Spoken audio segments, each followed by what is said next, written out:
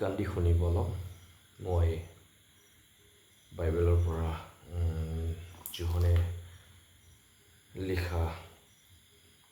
যোহন 15 অধ্যায়ৰ পৰা মই পাঠ পঢ়িম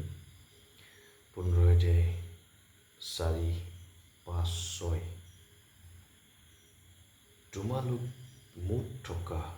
ময়ো তোমালোকত থাকিম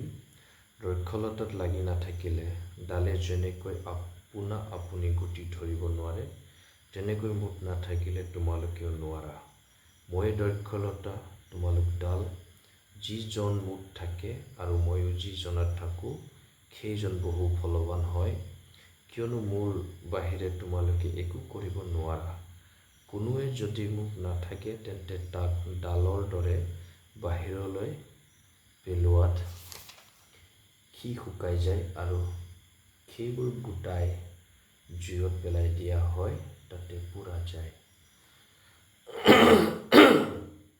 জেমাচি মোৰ নাম লিপন মই আজি এই বাক্য যোগেদি মোৰ মনত বহুত কথা প্ৰভুৱে কৈছে যে আজি আমাৰ পৰিস্থিতি এনেকুৱা দিশে গৈ আছে কিন্তু মানুহে বুজিব পৰা নাই আৰু বুজিবলৈ বিচৰাও নাই আজি আমাৰ মানুহে ভাবি আছে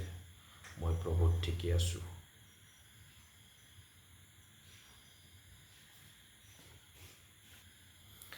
তো আজি আমাৰ মণ্ডলী ভাবি আছে মই প্ৰভুৰ লগত ঠিকে আছোঁ কিন্তু আমি যেতিয়া যোহন 15 অধ্যায় আমি চাওঁ তেতিয়া ইয়াত আমি স্পষ্টকৈ গম পাওঁ যে যি ডালত গুটি নধৰে তাক কি বুলি কৈছে জ্বলা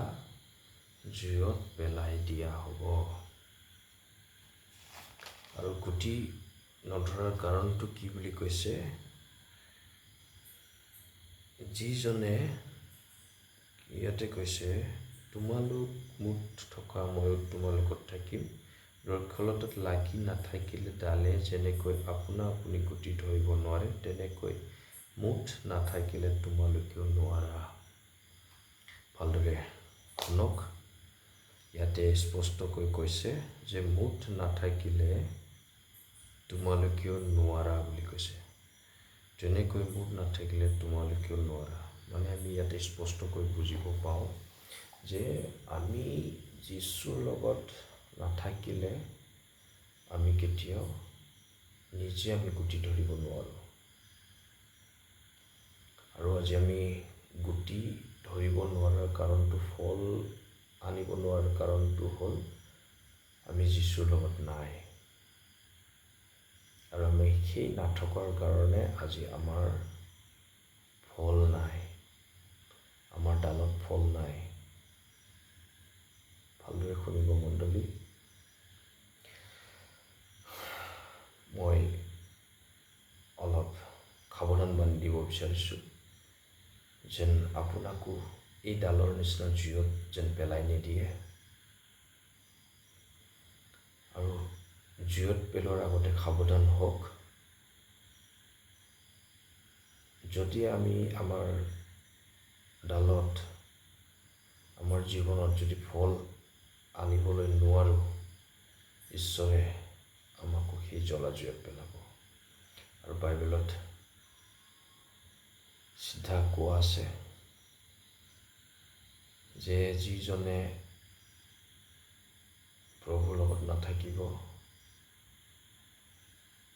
তেওঁক জ্বলা জুইত পেলোৱা হ'ব বুলি কৈছে যিজনে যীশুৰ লগত নাই আৰু ইয়াতে ডাইৰেক্ট স্পষ্টকৈ কৈছে যে যীশুৰ লগত আমি নাথাকাৰ কাৰণে আজি আমাৰ ফল নাই মণ্ডলীত ফল নাই মানে মণ্ডলীত ফল নাই মানে যীশু নাই মণ্ডলীত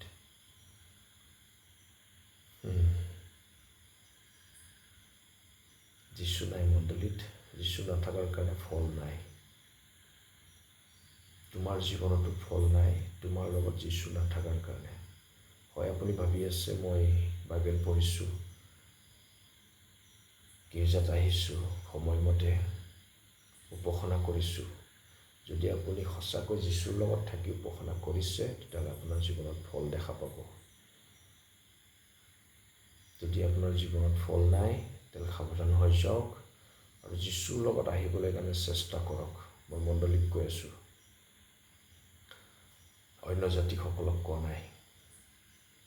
সেয়েহে সাৱধান।